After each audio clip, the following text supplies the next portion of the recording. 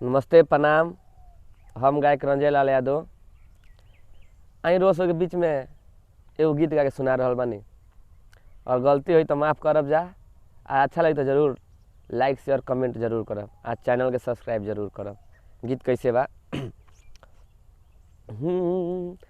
कि दर्द कितना प्रीतिया में होला,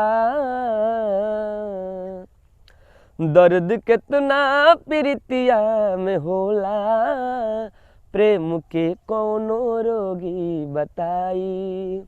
दर्द कितना प्रीतिया में होला, प्रेम के कौनो रोगी बताई। दर्द कितना प्रीतिया में होला, प्रेम के कौनो रोगी बताई। दर्द कितना प्रीतिया में होला, प्रेम के कौनो रोगी बताई। बातरफ कितना एकरा भितरिया, बातरफ कितना एकरा भितरिया, बात सबका समझ में न आई। दर्द कितना प्रीतिया में होला, प्रेम के कौनो रोगी बताई।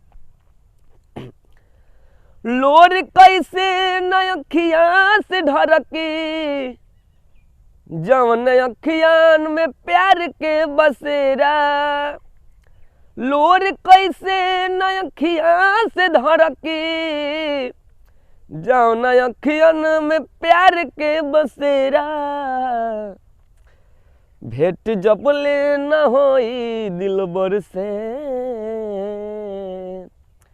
भेंट जब ले न होई दिलबर से, चैन से नहीं रह पाई।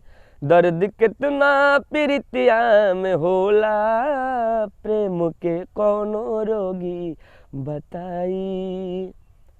प्रणाम। अगर अच्छा लगे तो जरूर चैनल के सब्सक्राइब करें।